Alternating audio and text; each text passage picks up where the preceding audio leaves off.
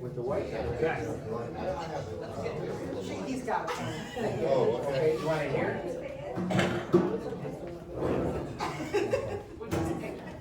Am I gonna be in your way?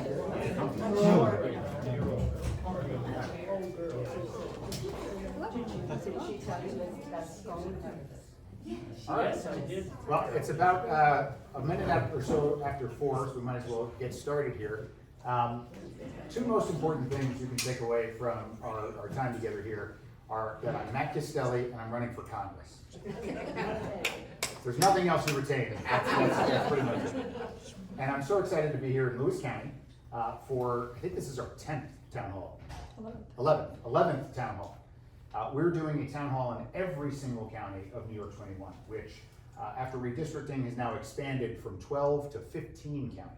It's a big district, one of the largest in the nation, and we've been getting out and about, put about 55,000 miles on my truck so far. And we think it's important to show up and to be in the community, to hear from folks, to address the concerns that are top of mind, to be able to make sure that we're hearing the issues that matter most to them and give them an opportunity to share some of their hopes, the challenges that they're facing.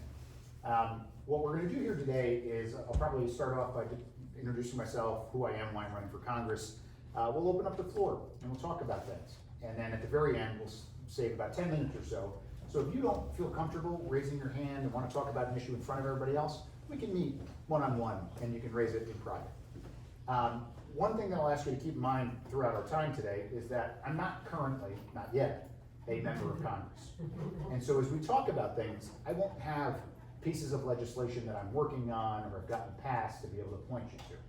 But what we can talk about are some of my thoughts based upon the issues of concern or the things that are top of mind for you. And if I don't have an answer or some input on it, I'll acknowledge that and I'll go work on providing an answer for that. But let me start off by saying I'm Matt Castelli, running for Congress. I was born and raised down in the Hudson Valley, so a little bit further south in the district. And I was raised in a bipartisan household. Dad's the Democrat, Mom's the Republican. And so it may not be much of a surprise that I was an independent for much of my life. Certainly throughout my career of service. Now, I went to college in upstate at Siena, and 21 years ago, when I was in college, 9/11 happened, and that became a driving force for my career. I went and I joined the CIA, and I led teams hunting down some of the world's most dangerous terrorists. I worked in the same department that found Osama bin Laden. I served in places like Iraq and Afghanistan, and had enough success doing all of that I was tapped by the Obama White House to come down and serve as the Director for Counterterrorism at the National Security Council. A role I was asked by the Trump administration to stay on it, and I did, for the first year of the Trump White House. Because if I learned anything throughout my career of public service, it's that when it comes to protecting this nation, our communities, my family, yours, it requires us to put country before party, and my belief in that has never wavered. Now, I went back to CIA, did some work with some cutting-edge technology startups, got a business degree, but then COVID hit. Now, where I was born and raised in the Hudson Valley, it's not too far away from West Point. And my grandfather was an Army doctor at West Point, got out of the Army, remained a physician, and he raised a family of nurses. Almost everyone in my family is a nurse. With the exception of my mother, she served in a different way, she became a teacher. But my grandpa instilled within each of us a sense of duty, a duty to care. And so when COVID hit, and we got to a point pretty quickly in the pandemic where we were having a 9/11 every single day in this country in terms of deaths, it was the most compelling challenge of our time. So I left government and I joined a healthcare firm right here in New York, started by veterans, to better coordinate care for veterans, rural communities, by connecting health and social care together. A real focus on our human and social service providers, because that's where health and well-being happens. I was building out coordinated care networks throughout the Northeast, loved what I was doing, and then January 6th happened. Now, you might imagine a former counterterrorism guy like myself who spent a career trying to prevent things like that from happening in foreign capitals, to see it happen in our own did not sit well with me. But what really didn't sit well with me was the input and response and actions from Congresswoman Elise Stefanik around that day. I think she turned her back on our democracy. I think she sold out our democracy. She sold out our country, and she violated her oath to the Constitution, the same oath I took when I joined the CIA many years ago. And so not long after that, we decided to launch this campaign. But as we've been traveling all throughout the district, I've heard from a lot of folks as well, who are concerned that January 6th was not an isolated incident when it comes to Congresswoman Stefanik having sold out our nation, because she sold us out a long time ago. In each one of her actions, she's really focused on advancing her own career at the expense of making the investments necessary in our district and in certain demographics. And we'll talk a little bit about that, I'm sure, throughout the course of today. And what I hear from folks is that they're tired of the extremes. They're tired of the loudest voices in the room pitting us against one another, and they want us to come back together and just start solving some problems. They want a moderator, someone who can bring us together and focus on the issues that are top of mind. And what I've heard from folks as we travel around, it's all about fighting to reduce the costs for working families and seniors and making sure we've got a strong economy that works for everyone. It's about fighting to defend our freedom. Certainly, a woman's right to control her own body and make her own healthcare decisions, and the Second Amendment. And it's about fighting to ensure the safety and security of everyone. And yes, that's around supporting and funding our law enforcement and securing our border, but it's also about defending our democracy and making sure our veterans and our service members have the resources and care that they need to accomplish the mission. So those are some of the things we're focused on in this campaign, and we're excited to be building a coalition, not just of Democrats, but independents and Republicans who do want to see us come together and focus on the issues that matter most to all of us. I'm going to pause there, and we can open up the floor. So feel free to raise your hand and identify a concern or ask a question. I'm very happy to learn that we're doing investment in the Clay area for $40 billion, and I would like to know what ideas you have about extending that prosperity from central New York to the North Country. Yeah, it's a great example. If folks aren't following, there was a major announcement made just last week of a tremendous number of dollars. I think it's going to bring 50,000 jobs to Clay, not too far away in central New York. And we want to make sure that those kinds of investments for manufacturing are making their way into our district. The president, I noted, also came down to upstate New York in the Poughkeepsie area. IBM is going to be making some significant investments of billions of dollars around chip manufacturing. And this is an important opportunity here in our district and in the state of New York and in our country to address a number of things. Maybe folks have heard in recent months this bill that was passed called the CHIPS Act. And this is why this is important. Many of you have probably a cell phone here, or you've got a car outside. Almost every single device that we now have in our lives, maybe even your refrigerator at home, requires this microchip, a semiconductor. And most of those are manufactured overseas. They're manufactured in Asia and China. And when the pandemic hit, our supply chains broke because we were relying on those supplies coming. And so there was a whole issue of new vehicles stranded on manufacturing lines because they couldn't get out. And so you saw prices go up. And so for a lot of our goods, the prices went up because we couldn't get the chips inside. This is a question too of our national security. We want chips made here for the things that are military utilizing, that they're not made in China. And it's an opportunity for us to bring good paying jobs to places like upstate New York and invest and grow our economy so that those supply chains begin and end at home. So there was a CHIPS Act that was passed to create an opportunity for those kinds of investments to be made. And what we saw with that major announcement in Clay as well as down at IBM is an opportunity to benefit from that act that was passed. Unfortunately, Congresswoman Stefanik voted against that bill. And I would argue she hasn't been advocating for those kinds of investments to be made in our community. I'd love to see 50,000 jobs come to our community. We certainly have a proud tradition and experience of manufacturing jobs that have been shipped overseas and gone away. And we can build upon that here if only we had a member of Congress who was willing to advocate for those kinds of investments in our community. Unfortunately, Congresswoman Stefanik's going in the opposite direction. She wants us to slash federal spending. She wants to cut the jobs that we already have here, not grow new ones. And so that's the kind of thing that we seek to change as a member of Congress, to make sure that those kinds of investments, when they're made, they come to New York 21. All right, hi Matt, thanks for coming. This has been a long-term issue. It goes all the way back to Darrell Lovatine before Owens even came into my awareness. There's been a huge debate ongoing about a super highway. They even call it the rooftop superhighway. And it would be an idea where we would take 81 and loop it around to the Lake Placid part of the district. so that people can get there in an hour or less, and, not going up to Messina taking an hour and a half. Now, we all love our local towns, and we all wanna support those towns, but I don't think we have to be provincial or worried about that. I think those towns would even benefit from that. But I really believe that superhighway should be built, and I don't think Louis Stefanik can say a thing about it, but suppress the idea. Yeah. Well, on issues like that, I always want to defer to our local communities to be the ultimate decision makers about where they're making investments for infrastructure. The role of the federal government is to make resources available for them to be able to make those kinds of investments.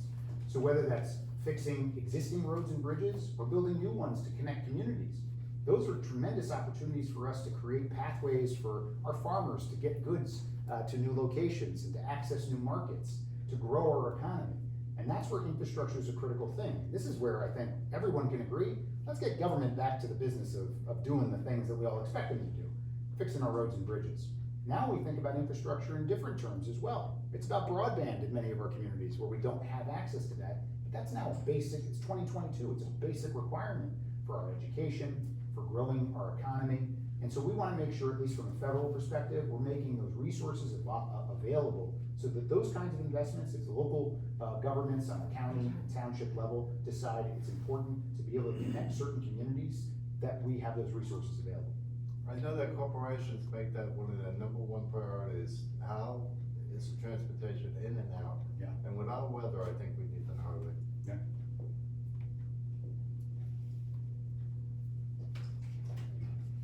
I just want you to know before I even say anything, I'm a lifetime Democrat, I'm 45 years. My party left me, whether you believe it or not. We are the party now of inflation, open borders, crime surges, fentanyl coming across the borders. Nobody's doing anything about it within our party. We're also pro-defund police. Even though some people want to deny that, it's true. We are also pro-late-term abortion. That's one of the biggest things everybody says, that the right wants to ban abortions. That's not true. They want it to go to 15 weeks. But the left wants to make it late-term abortion. Also gas prices, because of the war on fossil fuels, man-made by the Democrats. I think you're a decent person, I really do. But if you think about it, if we put another Democrat, say the Democrats keep the House and the Senate, you're a minority within that party. That party will carry the weight of the country. How can you fight within your party to keep the values that the Democrats or the moderate values? Yeah. Because you're a minority in the party. Yeah. And I think that that's part of the problem, that we don't have more moderates. Because the cycle and the system that we have right now keeps forcing people to the extremes. There was once a time that folks considered Elise Stefanik to be a moderate. And unfortunately, what we've seen is her go further and further to the far right. We've seen that certainly with other Democrats, certainly too. And I'm willing to call out as many people on the far right as I am on the far left. One of the issues you raised was around this concept of defunding the police. That's something that they wanted to do. Listen, I grew up around law enforcement my entire life. All of my best friends' dads were cops. I spent my first job in counterterrorism was an internship with the New York State Police Department at New York State Police headquarters in the Albany area. I certainly served with members of federal law enforcement throughout my entire career, sometimes in the front lines in places like Afghanistan and Iraq. And so no one's gonna take from me this concept of wanting to make sure that we support and defend our law enforcement, give them the resources they need to protect and serve our communities. And I'm willing to call out, as I have multiple times, anyone who would promote the concept or even the actual policies of defunding the police as both absurd and dangerous. And I think we need people who are a part of a party to be willing to call out members of their own party when they think that they're wrong. Unfortunately, we have these purity tests that oftentimes our primary process creates a scenario where you force people to the extremes. And you're ostracized potentially by your party if you're not willing to buck the trend. We need to support moderates on both sides of the aisle, both Republicans and Democrats, because that's the only space we're gonna get any common sense done. I don't know where compromise became a dirty word in this nation, but the way we run our businesses, the way we run our households, people have different perspectives. And you come together, you identify a problem, and you produce a solution to it. It's not my way or the highway. And where can we actually come together to start solving some problems on any number of issues that you just enumerated? You know, where do we do that? We do it in the middle. And that's one of the things we're trying to do in this race, is to raise a voice for the great middle majority.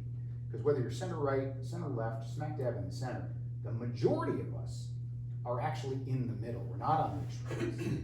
And if we elevate a voice, certainly in this race against a very strong incumbent and a senior leader within the Republican Party, we're going to show the world how important it is to elevate the voices of moderates to actually start solving some problems. Many of the things you just listed in terms of inflation, border security, the challenges around gas prices. These are all compelling challenges that don't care what party you're part of. These are things that we want solutions to. And my concern is that the extremes aren't actually interested in solving problems. They're interested in drawing attention to those problems to seek their own reelection. And we need folks who are actually, and it's incumbent upon us as voters, to make sure that we are voting for people based upon their record of results, based upon their ability to work with others to actually solve problems, not just draw attention to them. Because my concern, and one that I think is elevated by a number of others, so long as we're fighting with one another, we're never gonna be in a position to fight for one another. And that's what we need to fix in this country. But you understand the position you're in. Because of you being a Democrat in a minority, you think in the minority of the Democratic Party, within the party itself, of politicians in the House, that if they keep control, they actually are the reason for all the extreme things that have happened, as far as, in my opinion. Like I say, I've been a Democrat for 45 years. Yeah. This is not the same party it was 45 or 50 years ago, Yeah. when I joined the party. Yeah. They have shifted so far to the radical left, catered to the socialists, catered to the radicals, to keep them pleased, to keep that base, because they're worried about, they know if they lose that base, they're gonna lose total control of everything. They already know that. It sounds like something that I've heard from folks on the right. To include. Well, I'm not doing both sides here. What But I'm you know, highlighting, that's the trouble, is that. what I'm highlighting right now. You wanna shift, people wanna shift over to Yeah. talk about Trump, they wanna talk Yeah. about Stefanik. Let's talk about Yeah. what's going on within our party. Absolutely. That's my concern. Absolutely. The sense that I hear from you, that I hear from many others, whether they're independents or Republicans like my mom, is this sense of political homelessness. That they don't feel like they have a home in what their party represents. Because right now, and I think former President Trump was right when he identified this problem in Washington, D.C. He talked about these self-interested politicians who were only interested in their own reelection, That's right. beholden to corporate donors, and called them the swamp. Unfortunately, our current incumbent Congresswoman is, I think, the best example of the swamp that we do have. She's only interested in advancing her own career. Now, that's not a unique phenomenon. It cuts across both sides. I've been willing to call out Nancy Pelosi. I won't support her for another term as speaker. And there are moderates on both sides of the aisle that I would seek to support. A good friend of mine who has provided support to this campaign and endorsing me is a moderate Democrat, former CIA officer as well, who is a representative down in Virginia, Abigail Spanberger. And one of the things she was pushing forward is an opportunity, I think, to restore some trust with the electorate and elected members of our legislature in particular, and by banning members of Congress from holding or trading stock. We shouldn't be sending these folks to Washington only to enrich themselves and using their office to do so. And Nancy Pelosi prevented that bill from moving forward. So I've called her out on that. And I think we need more folks who are willing to call them out. I think we have a proud tradition in this nation of honoring those who are willing to be mavericks, whether that's John McCain, Teddy Roosevelt, and oh, by the way, I just highlighted 2 Republicans that I like a lot. And those are folks that I think we need to see more examples. It's courage in leadership. Profiles in courage, to have that leadership, to be able to say, listen, I'm representing my community that I was elected to represent. I'm not representing the party's views. So when I talk about country before party and community before party, we need a lot more folks who are willing to represent that. We currently don't have that. And so the place that we can actually fix that right now is right here at home. We take that first step and we can keep moving forward.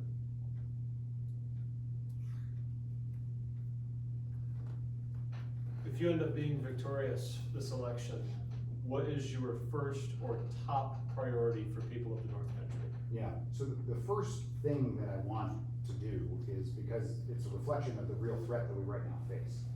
And it's the fact that after the Dobbs decision, the overturning of Roe v. Wade, millions of American women are currently under threat of having the ability to control their own bodies, the ability to actually make decisions for their own health care. And that's not just a threat to millions of American women. Right now, there's the prospect, and unfortunately Congresswoman Stefanik has put forward this national abortion ban. She's co-sponsored it. She's the highest ranking Republican on the House side that wants to put that forward. And so for me, it would be advancing legislation at the federal level to protect a woman's right to control her own body, to make her own healthcare decisions. That's an important thing for our nation and women here in the North Country. But the thing that we need to really focus on, I think, for our community, is to have somebody who's willing to make some common sense investments in our community. It requires, as we were just talking about, the investments in growing jobs and having those opportunities. It requires somebody who's willing to get in the mix of things and actually work with others to make sure that dollars are being delivered to our district to help grow our economy. Because as we talk with folks, particularly working families, struggling with the cost of rising daily life, rising costs of daily life. And what we're talking about there, in many instances, it's a combination of things. People are having a hard time with childcare, they're having a hard time with elder care, they're having a hard time with affordable housing, certainly having a hard time with healthcare and prescription drugs, groceries, gas prices. All of those things have different solutions, and there are opportunities to come to bear. Some of those things have long existed and been challenges for many folks well before Joe Biden became president or the pandemic struck. And we need somebody who's oriented to solving those kinds of problems. They may not be the sexiest things out there to say, this is a top hot button issue that's gonna create divisions within our community and get you on Fox News, but making investments in childcare and in affordable housing in our community, those make a real difference in people's lives. And we need folks who are willing to do that.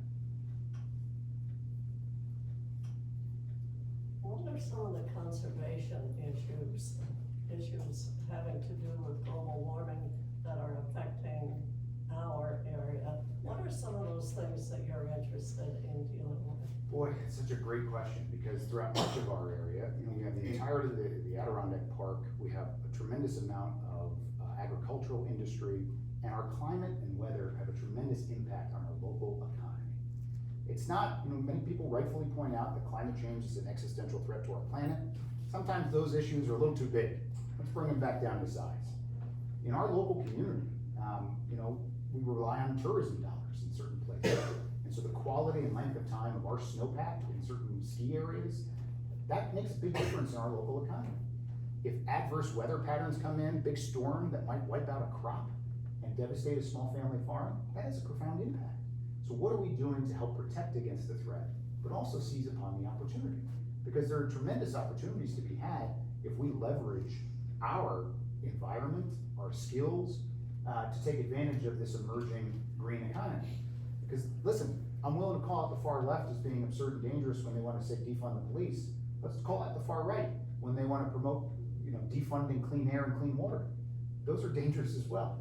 We need to make sure we're making the kinds of investments that can help grow our economy, protect our economy, and there are tremendous opportunities to be had there. I'm proud, I think it was just announced today, to have the endorsement and support from the League of Conservation Voters, because this is an important, proud tradition. It's one that cuts across party lines too. Because guess what? Conservation is recreation. You like to hunt, you like to snowmobile, conserving our environment, the conservation efforts for our environment are critical to being able to do the things that we love and enjoy doing.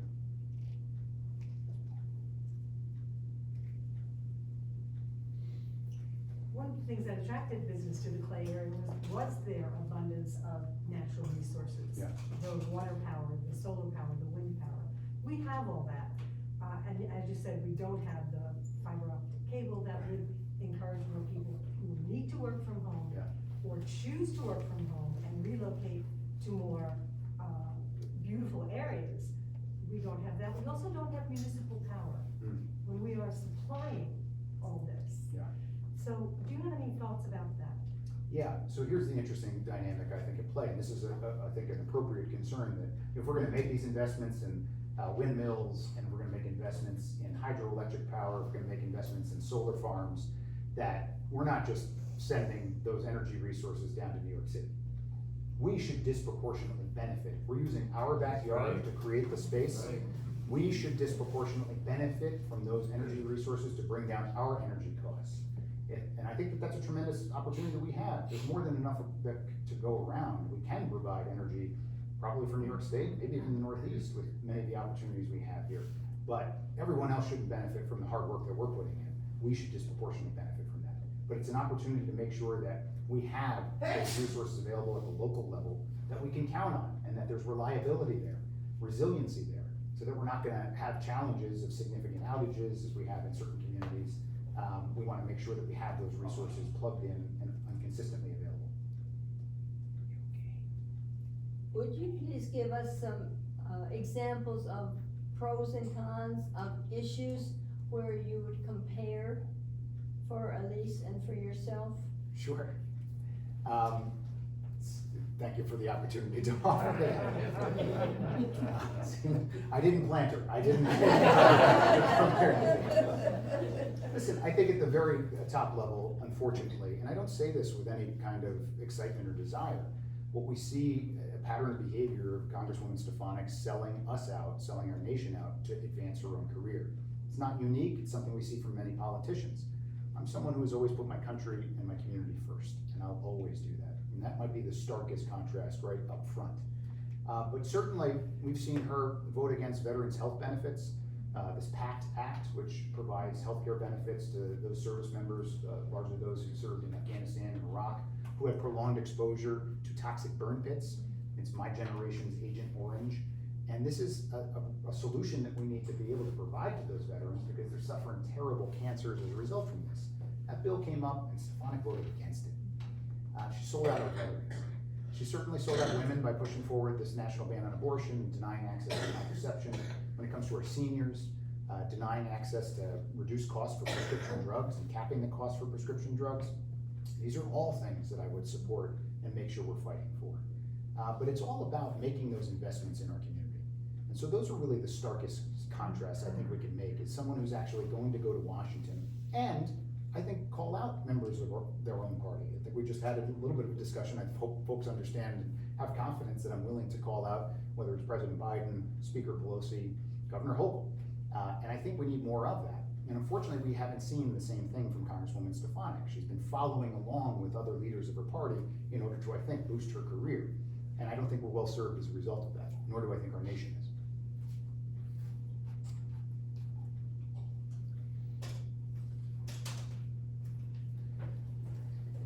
Farmers believe that Elise Stefanik is on their side. Yeah.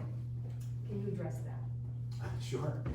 Well, listen, we have a proud tradition and a proud support for our agricultural industry here, and we need to be able to provide the kind of support. But on like many issues, paying lip service and actually delivering real results are two separate things.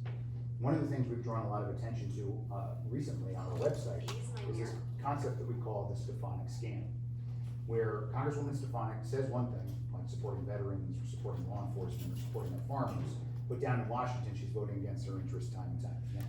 And we try to reveal some of those examples.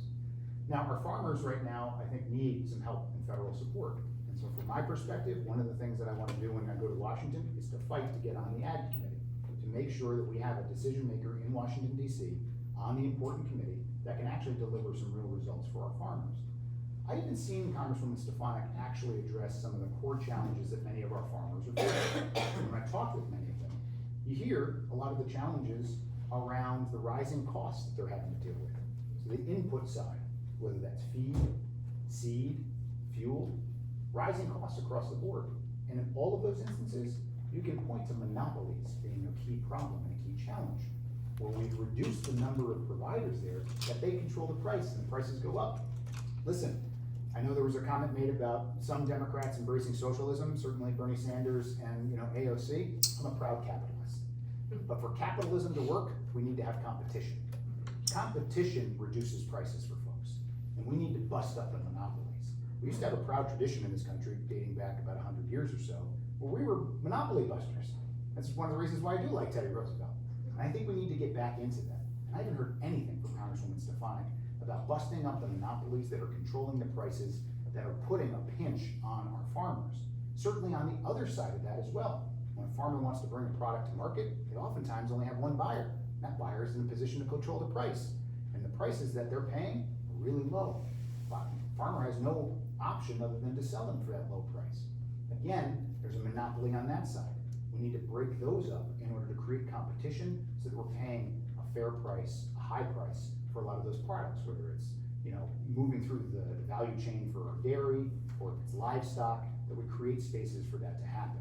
We want to alleviate that pressure on both the input and the output and that's by combating monopolies.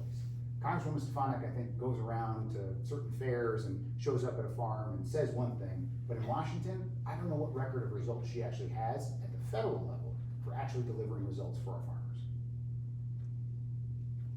What do you think about the election being stolen? I worked on the election board for over 20 years. I went to Connecticut for 3 years. I worked out there.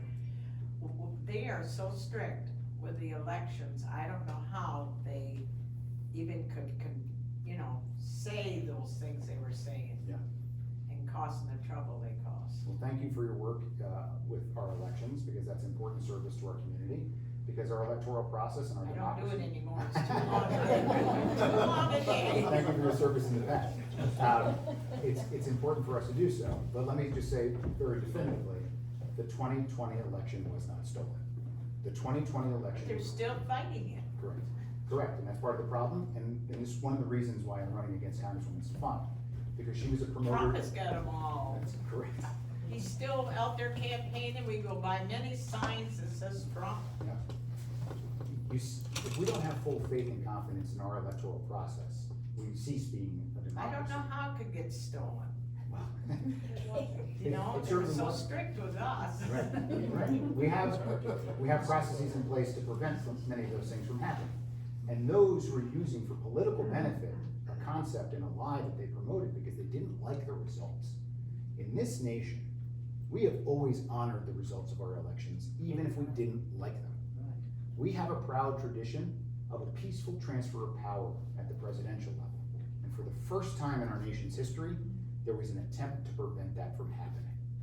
Congresswoman Stefanik helped and embraced the big lie, promoted it out there, certainly spread by others. I don't know how many folks here have been watching the January 6th committee hearings and the important revelations that have come from that, to understand that there was a pretty wide-reaching criminal conspiracy to overthrow our government, to overturn the will of the people, to not honor the will of the people. And there will be, I believe, some accountability for that. I can't predict what's gonna happen out of the Department of Justice, but there needs to be some accountability and transparency.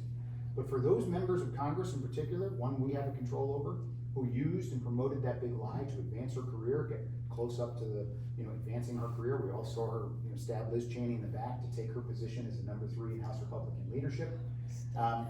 Listen, January 6th was the worst assault against law enforcement in our nation's history. So please, here's another example. Don't tell me you back the blue if you're not, one, your lies led to the worst assault against law enforcement in our nation's history. That led to the deaths of 5 police officers and injuries of over 140. But to not seek transparency and accountability for those officers and their families for that terrible attack against them, you don't back the blue if you're not willing to stand up in support of that. Unfortunately, Congresswoman Stefanik hasn't. Now, our way to hold her and others accountable is gonna be at the ballot box in less than a month's time. And I think it's very important for us to do so, because we, again, cease being America. We cease being a nation. We cease being a democracy if we don't have that kind of accountability and transparency and prevent another January 6th from ever happening again. But it also comes down to this question of politicians who are willing to be honest with the American people about the results of an election, even if they don't like it. And unfortunately, we've seen this wave that's been pushing forward about trying to undermine our electoral integrity. And we need to put a stop to that. That's what I think when folks refer to an ongoing threat to our democracy, that's really where it is. That's one of the reasons why this election is one of the most important in our nation's history, is to put a stop to those who would undermine the electoral process and our faith and confidence in it. She went to Florida and raised $3 million with Trump while somebody else voted her spot. Correct. She did. She voted by proxy, which right now she and others are decrying. She's used it a number of times. She actually used it about 2 weeks ago. 2 weeks ago, she voted by proxy to actually defund the government, to vote against an appropriations bill so she could fly somewhere else. And she certainly did it a number of months ago in order to have a fundraiser down at Mar-a-Lago, which turns out is an active crime scene. And she spent time down there. To fundraise at our expense, while not actually doing her job in Washington on our behalf. She had somebody else do it. I've been a Republican since I was 18 years, or not 18, 21. I couldn't vote till I was 21. I had to take my birth certificate, everything, to vote. I've always stayed Republican, but I just can't handle it no more. You're not alone. And it cuts across party lines. It's not just I'm gonna about, vote who I want in that, what's there. I would advise that most folks should vote for person over party. Yeah. I think when we start deciding one team versus the other, Yeah. we're not actually gonna get many things done. This is not the Red Sox versus the Yankees. There has to be a reduction in this perception of sport. Because as I mentioned earlier, so long as we're fighting with one another, we're never gonna be in a position to fight for one another. When we have elections, we honor the results of them, and then we come together to start solving problems for the people we're elected to represent. And we, as voters, should be basing our vote, I would argue, based upon the results that those people offer to us. How good of a job are they at problem solving? Not how good of a Republican they are in fighting with the Democrats, not how good of a Democrat they are in fighting with Republicans. If we're basing our votes on that, I don't think we're well served. You're entitled to do that. That is your right as an American citizen. But I would advise that we would all be better off if we start looking at people's records. Go Yankees. In that battle with the Red Sox as well as in these playoffs right now. Would you address the Second Amendment? I have very strong feelings about assault weapons being sold to an individual. Yeah. And, you know, people keep saying they defend the Second Amendment. I don't believe the Second Amendment was ever written to allow people to have assault rifles, you know, to protect their family and their property. Yeah. You know, they had a muzzle loader or a whatever, single shot something when that law was written. Shotgun. I mean, it's just crazy. I think you can defend the Second Amendment without defending assault weapons. I think there should be a ban on assault weapons, and I feel very strongly about that. Can you talk a little bit about what your opinions are? Happy to do so, and thank you for sharing your opinions on this matter. So I'm a gun owner myself, a strong supporter of the Second Amendment. I swore an oath to protect and defend the Constitution. Second Amendment's a key part of that. It's not going anywhere. Certainly not under my watch. Carried firearms in the line of duty in places like Afghanistan and Iraq. In many instances, actual assault weapons, fully automatic weapons. So familiar with what we're talking about and familiar with the circumstances and stakes that we all face. I believe in a right to bear arms and to defend oneself, not just their home, but their individual person. Certainly as determined by the Supreme Court in recent cases. I also believe that there's a big issue right now in this country with rising rates of gun violence. Gun violence is the #1 cause of death of our children in this nation right now. That's a real problem. And we need folks who are willing to come together to address that phenomenon and that problem. Now, in my view, I believe the best way to address it, those of us who are gun owners, those of us who support the Second Amendment, those who want to keep their kids and communities safe, let's come together with some common sense solutions, universal background checks, red flag opportunities where we're empowering our law enforcement to have the tools when someone has been identified as a threat to themselves or to others, that they're not in a position to have the weaponry to pose that direct threat to themselves or to others. These are the kinds of common sense solutions that our coalition can bring to bear and actually address the rates of rising gun violence. That's where I stand on many of these issues. But you asked specifically about an assault weapons ban. Let me tell you why I don't support an assault weapons ban. Because I don't think it achieves our objective in this moment. I think we need folks who are gonna come together in that coalition to reduce the rates of gun violence. I think when people use the term assault weapons, different people hear different things. And when you start talking to folks who have a semi-automatic rifle, and you think you're coming for their rifle, they start breaking apart from the coalition we need them to be a part of to reduce the rates of gun violence. And oh, by the way, most mass shootings are actually conducted with handguns. So I'm not sure it actually addresses the phenomenon and the problem that we need a coalition to bring to bear right now. And so when it comes to problem solving, I think that's where we need to be focused on. When we focus on particular weapon types, I think it gets to be confusing. I think folks break away from that coalition. I'm willing to call out the far left as being inappropriate in certain circumstances. There are some that advocate for abolishing the Second Amendment, banning all kinds of, no. But on the far right, we unfortunately have other folks like Congresswoman Stefanik, who is married to a member of the gun lobby and who seeks to promote and defend unfettered access for cop killers, kid killers, domestic abusers, terrorists to have unfettered access to whatever weapon they'd like.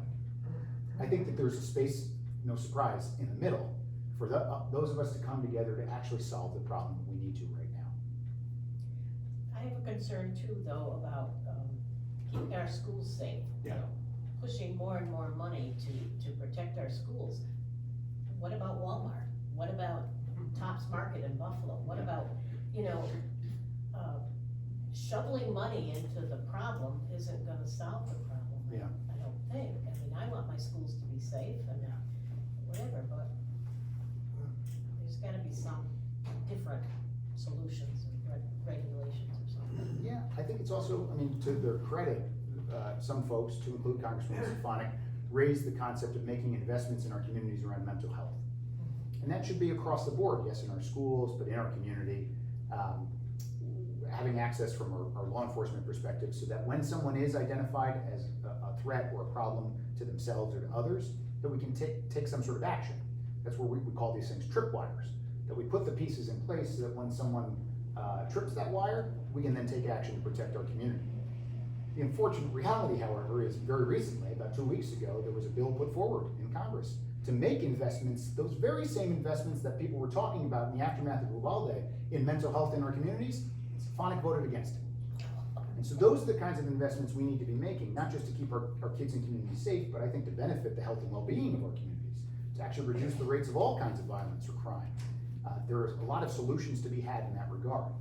And so I agree with you, we need a whole of community approach, not necessarily just a singular approach. But there's a legitimate concern about keeping our kids safe, whether they're at school or anywhere else.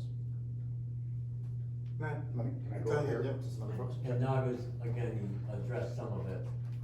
Some people say it's not the guns, it's mental health. And mental health, I mean, the services are just not there.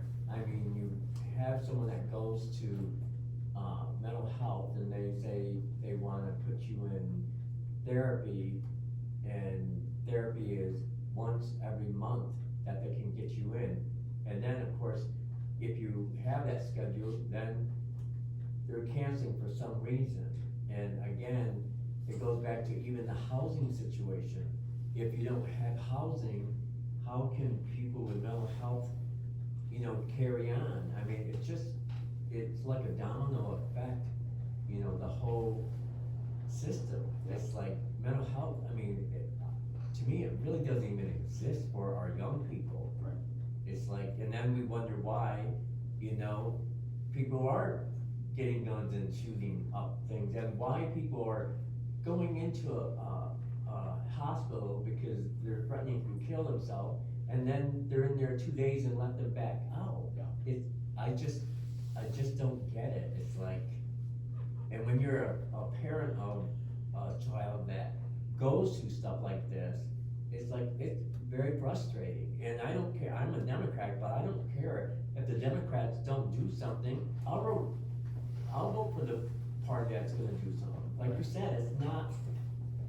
Yeah. Yeah.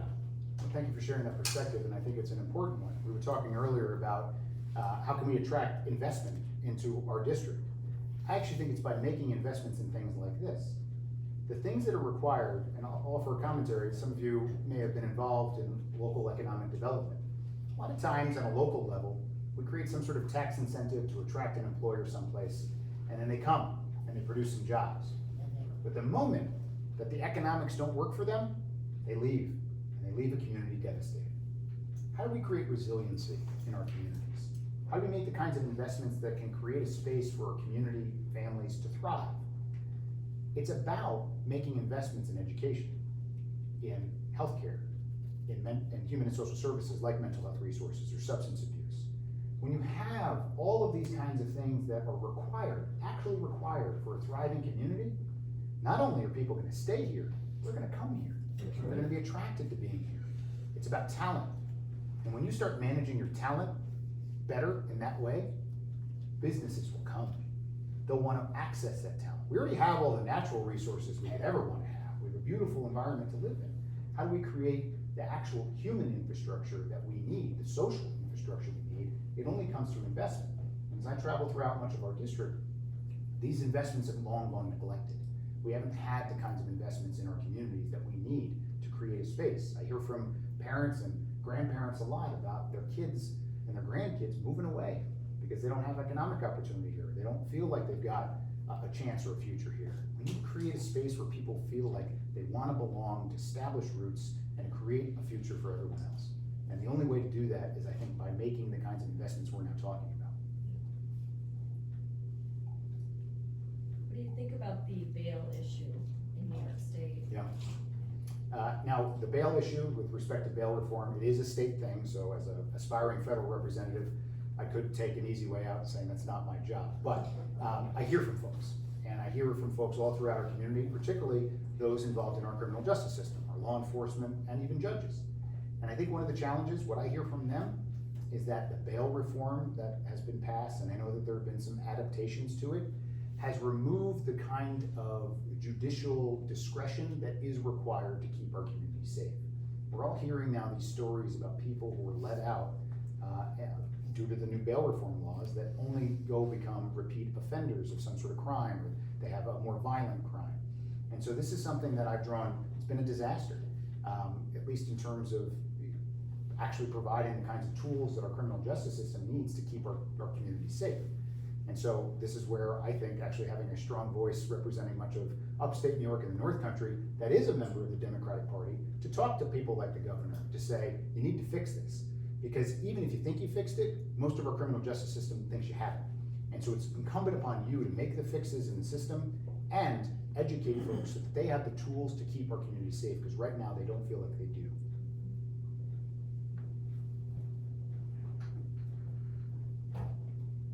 Matt, what's your position on the border, southern border situation? Yeah. You know, I mean, we got a border czar who's never been to the border. We got a president who's never been to the border. We got a secretary of Homeland Security who swears the border is closed. And I'm just wondering what your position is. Obviously, there's fentanyl coming across that border from China, of all places, killing 300 people a day at the minimum. Yeah. That's recorded anyways. Yeah. What's your position as far as, do you believe the border's secure? Do you believe that we're doing everything we possibly can to keep our country safe? Thank you for asking the question. And it may not come as a surprise that a former national security official takes our border security very seriously. Here's where I'll differ with some elements of the Democratic Party. I don't believe that our border is currently secure. But I also don't believe that politicians of either party are actually serious about addressing this problem. They haven't been for decades. A lot of times what we've seen and heard are these two concepts: border security, comprehensive immigration reform. And the leadership of both parties have used those as weapons to get reelected. They haven't actually used them as opportunities to solve a problem. And they're both problems that we need to solve. I don't trust Congresswoman Stefanik to have any kind of solution or interest in solving this problem.